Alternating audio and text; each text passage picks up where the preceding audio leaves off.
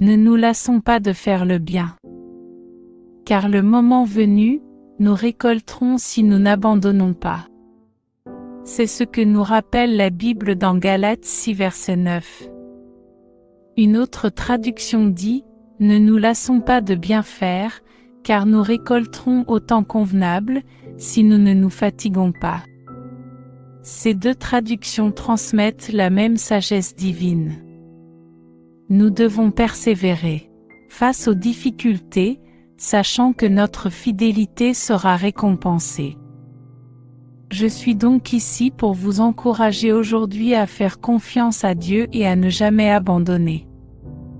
N'abandonnez pas. Avec Dieu à nos côtés, nous pouvons affronter les circonstances les plus difficiles. Je vais également prier avec vous une prière puissante au nom de Jésus. Regardez donc jusqu'à la fin, et ouvrez votre cœur pour recevoir les bénédictions de cette prière. Vous êtes-vous déjà trouvé au bord de l'abandon, accablé par les fardeaux que vous portez? Ou vous êtes-vous déjà demandé si cette lutte en valait la peine? Si vous avez répondu oui à l'une ou l'autre de ces questions, vous n'êtes pas seul.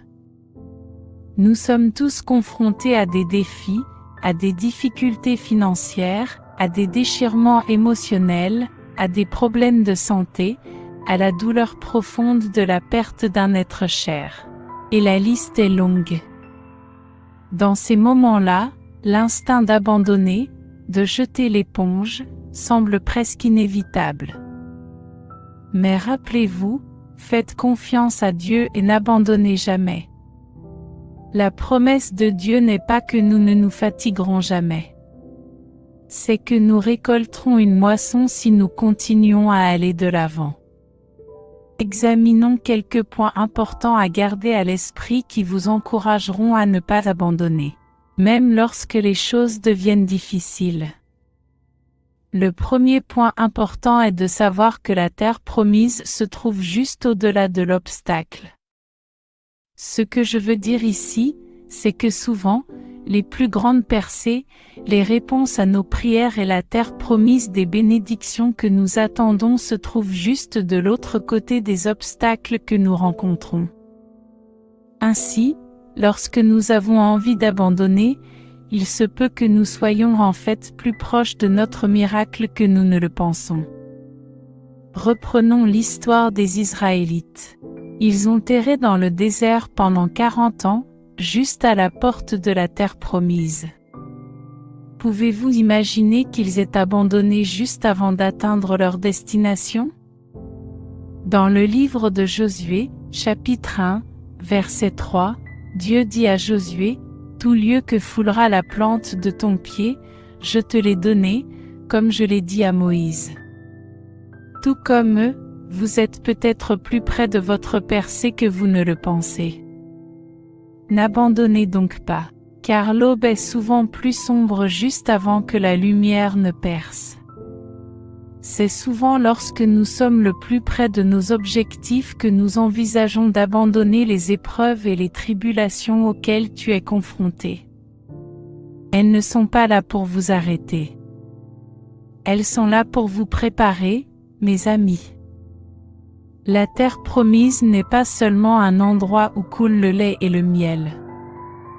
Elle représente de nouveaux départs et les bénédictions qui viennent après les épreuves. Oui, la traversée du désert est longue et éprouvante. Mais ce qui t'attend est bien plus grand que tout ce que tu peux imaginer. Tu es allé trop loin pour abandonner maintenant. Peut-être avez-vous travaillé dur pendant des années et n'avez-vous pas encore vu les fruits de votre labeur. Mais cela ne veut pas dire que vous ne les verrez pas. Lorsque vous avez envie d'abandonner, rappelez-vous les Israélites. Ils étaient esclaves. Ils ont erré dans le désert, mais ils ont fini par atteindre la terre promise. Votre terre promise, votre percée, votre moment. Elle est là, juste au-delà de l'obstacle auquel vous êtes confronté. N'oublions pas que c'est Dieu qui a conduit les Israélites vers leur avenir promis. Tu n'as pas à porter tes fardeaux tout seul. Faites confiance à Dieu. Lorsque le chemin devient difficile, souvenez-vous que les Israélites étaient guidés par Dieu dans le désert. Vous aussi, vous avez Dieu pour vous guider dans vos luttes. Alors, qu'apprenons-nous ? Vos difficultés ne sont pas un signe que vous devez abandonner. Elles sont la dernière étape de votre voyage, l'impulsion finale dont vous avez besoin pour entrer dans la nouvelle vie qui a été préparée pour vous. Fais donc confiance à Dieu et continue d'avancer. Tu ne peux pas abandonner maintenant. N'abandonnez pas. Un autre point crucial est de reconnaître que l'épreuve n'est pas la fin. C'est le processus. Prenons l'histoire de Job. Voici un homme qui avait tout et qui a tout perdu. Pourtant, même au plus profond de sa souffrance, il n'a jamais maudit Dieu. Il n'a jamais maudit Dieu. Au verset 22 de Job 1, la Bible nous dit qu'en tout cela, Job n'a pas péché et n'a pas accusé Dieu d'injustice. Imaginez l'ampleur de ces épreuves. Mais devinez quoi ? Sa souffrance n'était pas la fin de son histoire. Elle faisait partie de son voyage. Les épreuves auxquelles vous êtes confrontés ne sont pas censées vous briser. Elles sont censées vous façonner. Tout comme le métal est purifié par le feu, votre caractère est renforcé par les épreuves. Pensez à un forgeron. Il chauffe le métal jusqu'à ce qu'il soit rouge, puis le martèle pour lui donner sa forme. Le processus peut sembler dur, mais il est nécessaire pour créer quelque chose de fort et de résistant. Cela correspond parfaitement aux paroles de l'apôtre Paul dans Romains 5, versets 3 et 4, qui dit « Et ce n'est pas tout. Mais nous nous glorifions aussi des tribulations, sachant que les tribulations produisent la persévérance, et la persévérance, le caractère, et le caractère, l'espérance. » Ces épreuves ne sont pas destinées à vous vaincre. Elles sont conçues pour vous construire et vous préparer à de plus grandes choses. Mais soyons honnêtes. Personne ne veut passer par ce que Job a vécu, mais son histoire nous enseigne une leçon inestimable. Même si nous ne comprenons pas la raison de notre douleur, nous devons croire qu'il y a un but derrière. Cela fait partie du processus qui fait de nous ce que nous sommes. Job a connu des bénédictions sans commune mesure. Il a reçu le double de sa peine, une double augmentation de sa fortune, précisément parce qu'il est resté ferme et qu'il a refusé d'abandonner, même face à une souffrance inimaginable. Il a maintenu le cap, même lorsque tout s'écroulait autour de lui. Dans la vie, vous rencontrerez des épreuves qui vous feront tout remettre en question. Vous vous retrouverez peut-être à vous débattre avec des pensées telles que « Pourquoi cela m'arrive-t-il » ou « Qu'est-ce que j'ai fait pour mériter cela ?» Vous vous demanderez peut-être même si cette souffrance a un sens. Les choses s'amélioreront-elles un jour ? Il est naturel de ressentir cela. Mais laissez-moi vous dire que la fête de la pitié est terminée. Cessez de vous apitoyer sur votre sort. Annulez les réservations pour l'apitoiement. Vous n'en avez pas besoin. Au lieu de cela, appuyez-vous sur la force qui vient de Dieu. Ce n'est pas le moment d'abandonner. C'est le moment de creuser plus profondément et de persévérer, mais de s'accrocher et de faire confiance à Dieu tout au long du processus. Tout comme Job, vos épreuves actuelles ne sont pas la fin de votre histoire. Elles ne sont qu'un chapitre, voire une phrase dans le grand schéma des choses. Lorsque vous traversez une période difficile, Considérez-la comme un processus d'affinage. Imaginez-vous comme une pièce de métal, devenant plus forte et plus résistante à chaque coup. Les moments les plus difficiles sont souvent ceux qui forgent notre caractère, affinent notre foi et nous préparent à la destinée que Dieu nous a donnée. Son histoire nous apprend à tenir bon et à faire confiance à Dieu à travers les épreuves, aussi rudes soient-elles. Le verset 31 d'Ésaïe 40 nous rappelle « Ceux qui espèrent en l'Éternel renouvelleront leur force. Ils s'élèveront avec des ailes d'aigle. Ils courront et ne seront pas inquiets. Ils marcheront et ne se fatigueront pas. » Le prochain point important à considérer est que vous devez faire confiance au calendrier de Dieu, et non au vôtre.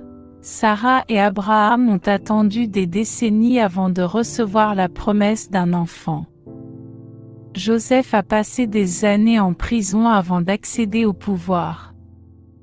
Moïse a dirigé les Israélites pendant 40 ans avant qu'ils n'atteignent la terre promise.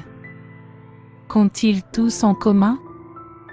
Ils ont dû apprendre à faire confiance au calendrier de Dieu. L'Ecclésiaste 3, verset 1, nous dit « Il y a un temps pour chaque chose, un temps pour tout ce qui est sous le ciel. » Nous voulons que les choses arrivent tout de suite, mais l'impatience peut nous conduire à prendre des décisions irréfléchies. Parfois, ces décisions peuvent nous éloigner du chemin que Dieu a tracé pour nous. Pensez à Saül, qui s'est impatienté en attendant Samuel et a pris les choses en main. Cet acte d'impatience lui a coûté son royaume dans 1 Samuel 13, versets 13 à 14. Samuel dit à Saül, « Tu as agi follement. Tu n'as pas observé le commandement du Seigneur ton Dieu, qu'il t'avait prescrit. En effet, l'Éternel aurait établi pour toujours ton règne sur Israël. Mais maintenant, ton règne ne durera pas. » L'avertissement de Samuel à Saül est une leçon de base pour chacun d'entre nous sur le lourd tribut de l'impatience et de la désobéissance. Comme je le dis souvent à mes enfants, la désobéissance a un prix. Prenons l'exemple de Saül. Son royaume n'a pas seulement été perturbé, il en a été privé de façon permanente. Et je ne veux pas que vous manquiez cela. Il a également perdu la précieuse faveur de Dieu qui avait gratifié sa vie. Cette histoire nous rappelle que notre sens du temps n'est souvent pas aligné sur le temps parfait de Dieu. Nos erreurs de jugement ou nos moments d'impatience peuvent nous faire perdre la faveur de Dieu. C'est pourquoi nous devons faire preuve de patience, maintenir l'obéissance et rester alignés sur le calendrier divin. Si nous ne respectons pas ces principes, nous risquons non seulement de perdre nos bénédictions, mais aussi la faveur et l'orientation spéciale que Dieu nous accorde. Ne commettons pas les mêmes erreurs que Saül. Honorons le calendrier et les ordres de Dieu.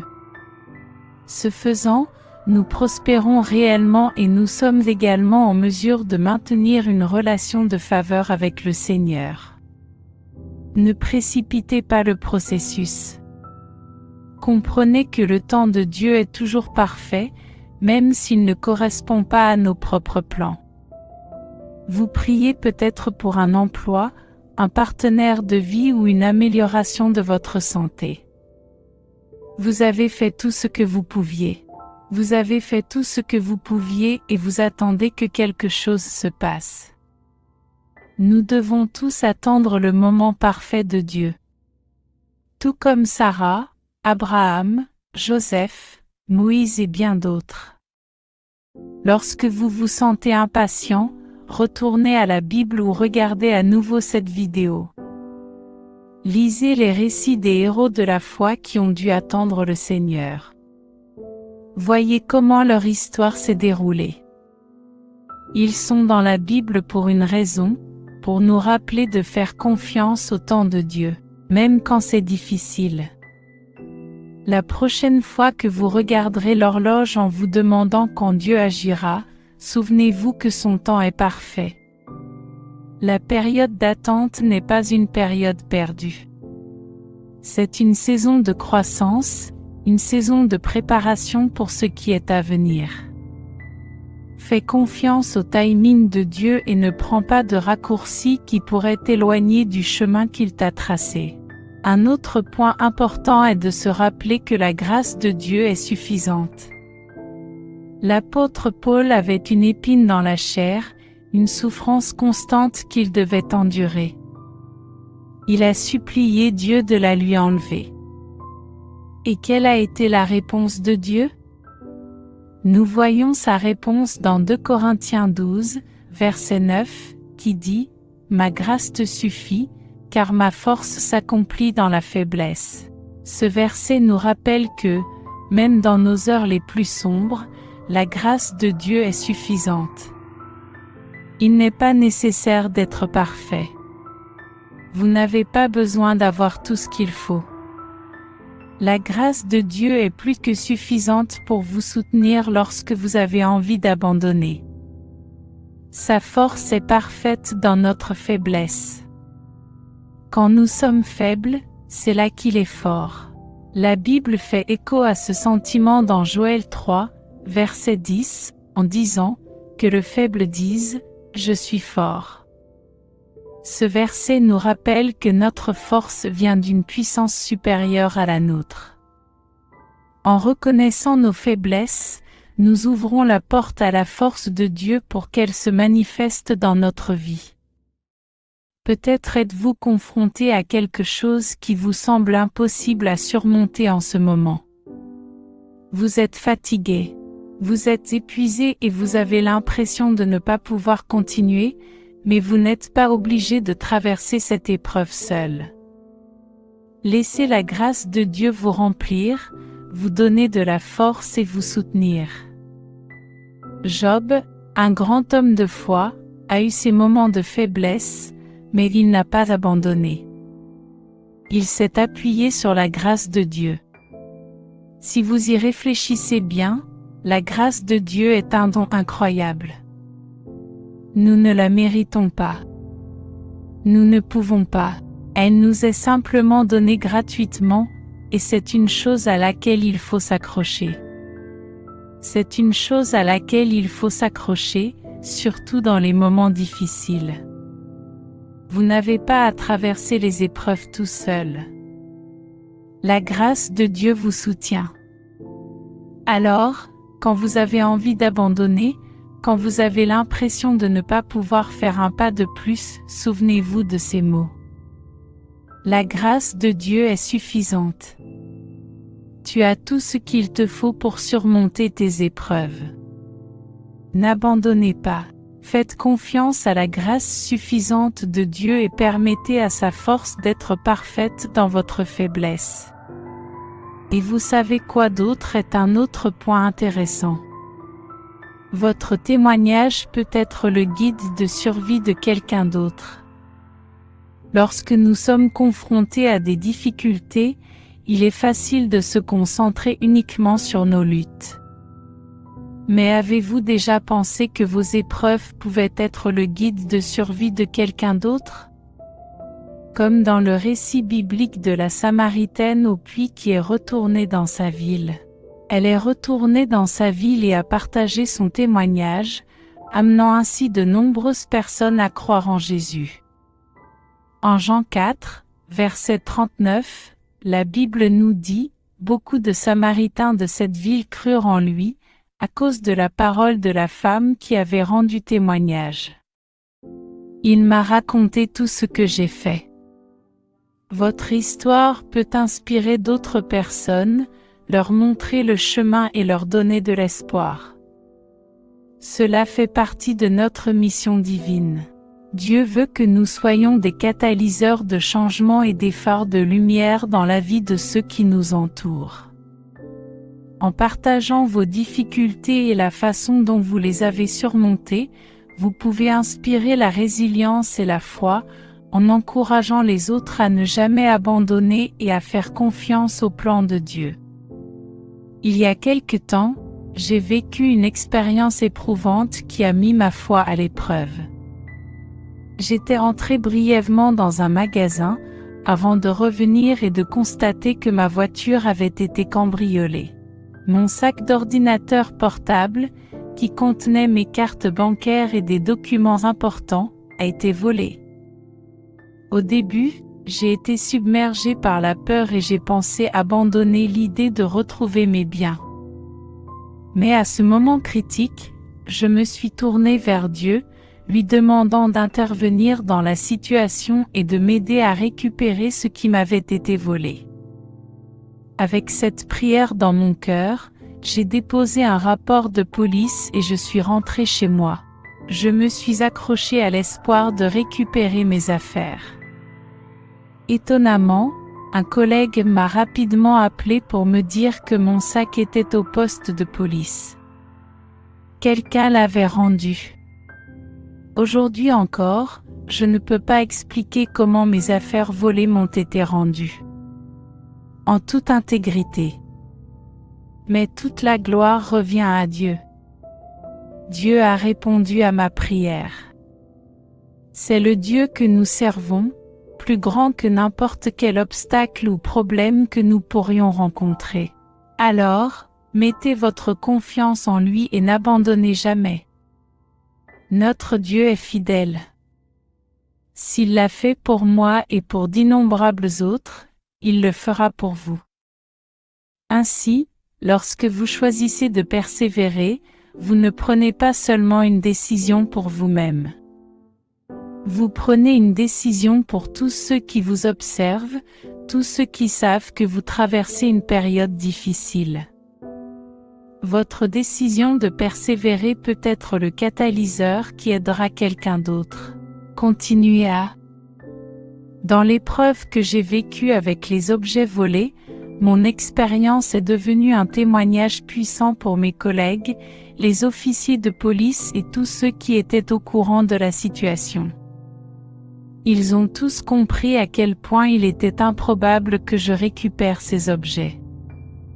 Pourtant, grâce à mon expérience, ils ont pu constater de première main la fidélité de Dieu. Si j'avais simplement jeté l'éponge et abandonné, je n'aurais pas été témoin de la remarquable fidélité de Dieu dans ma vie. Votre parcours, aussi difficile soit-il, a le potentiel d'être un phare de lumière pour d'autres dans leurs moments d'obscurité. Votre témoignage, votre histoire, peut être leur guide de survie. La force dont vous faites preuve en surmontant vos épreuves peut être le coup de pouce dont quelqu'un d'autre a besoin pour surmonter les siennes.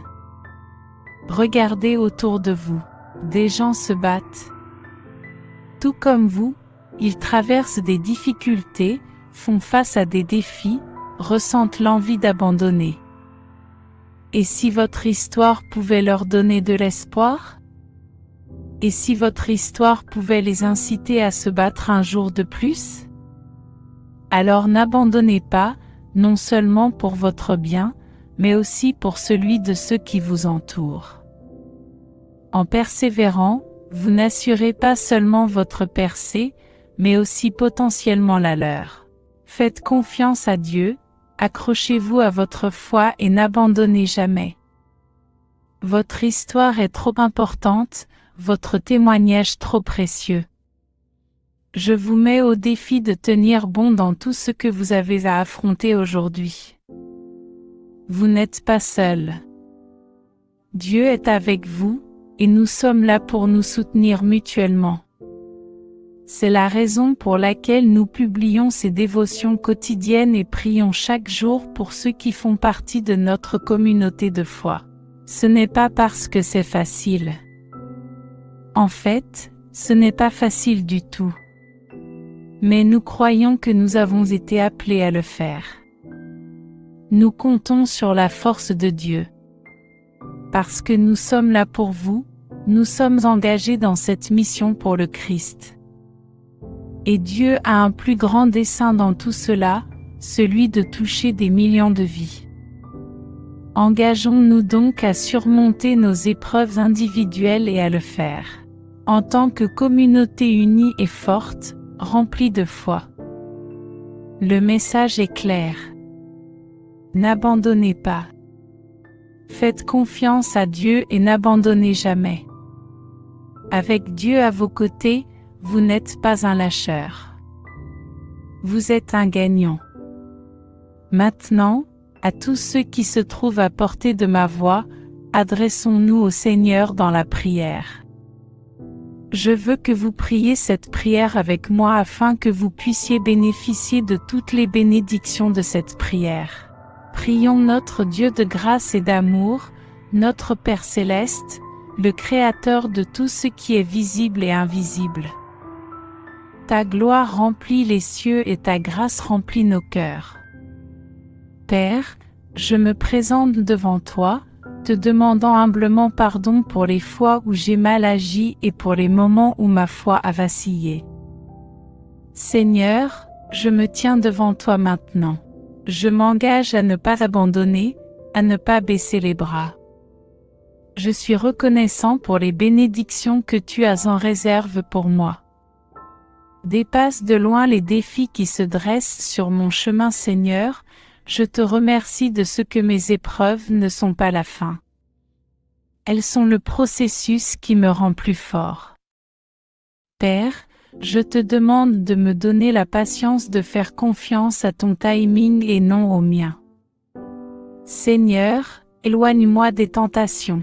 Éloigne-moi de la tentation de prendre des raccourcis et de faire des compromis qui pourraient m'éloigner de ton chemin divin pour ma vie. Au nom de Jésus, je réprimande l'esprit d'impatience et d'anxiété afin que je puisse marcher dans la paix et le temps parfait de Dieu. Seigneur, ta grâce me suffit. Je m'appuie sur ta force, pas sur la mienne. Seigneur, j'ai confiance que tu me délivreras, comme tu as délivré ceux qui m'ont précédé. Au nom de Jésus, je brise tous les liens qui me retiennent et toutes les malédictions qui pèsent sur moi ou sur mes proches.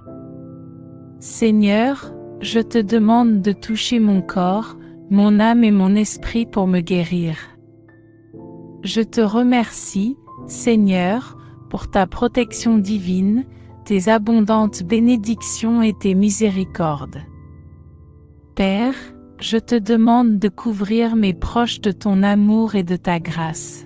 Puisses-tu nous donner le courage de continuer et de ne jamais abandonner. Seigneur, alors que je récite cette prière avec tous ceux qui m'écoutent, je te remercie pour tous les cœurs qui s'ouvrent à toi en ce moment. Nous sommes d'accord pour faire le prochain pas dans la foi. Même si nous n'avons pas une vue d'ensemble, au nom de Jésus, nous réprimandons toute force qui cherche à nous diviser, à nous décourager ou à nous pousser au désespoir. Nous déclarons que nous n'abandonnerons pas, mais que nous ferons entièrement confiance à l'amour et à la sagesse indéfectible de Dieu pour nous guider à travers chaque défi et chaque obstacle. Merci, Seigneur, d'entendre et d'exaucer ma prière. Au nom de Jésus, je te prie. Je te prie, au nom de Jésus, de m'exaucer. Si vous avez été béni par ce message, tapez le mot Amen dans la section des commentaires ci-dessous. Je déclare que toutes les bénédictions de cette prière sont maintenant sur vous au nom de Jésus. Vous pouvez nous aider à atteindre plus de personnes et à répandre l'Évangile. Vous pouvez le faire en partageant la vidéo avec un ami ou un membre de votre famille qui a besoin de la bénédiction de cette prière. Et en cliquant sur le bouton « J'aime », n'oubliez pas de vous abonner à la chaîne pour plus de vidéos qui béniront votre cœur et élèveront votre esprit. Nous apprécions tous ceux qui nous soutiennent. Vous êtes bénis d'être une bénédiction. N'hésitez pas à laisser vos demandes de prière dans la section commentaires afin que nous puissions les présenter à Dieu pour vos bénédictions et votre victoire. Nous invitons également les autres croyants de la plateforme YouTube et du monde entier à se joindre à nous et à commencer à prier pour vous dès maintenant. Et nous voulons que vous sachiez que, même si vous ne voyez pas de réponse à votre demande de prière, cela ne signifie pas que nous n'avons pas prié pour vous. Soyez assurés que nous élevons activement vers Dieu chaque demande conforme à sa volonté. Nous croyons au pouvoir de la prière pour apporter réconfort, guérison et conseil en accord avec le plan parfait de Dieu. Restez dans la foi avec nous pendant que nous prions. À Dieu toute la gloire. Que la grâce et la paix de notre Seigneur Jésus-Christ soient avec vous tous. Amen.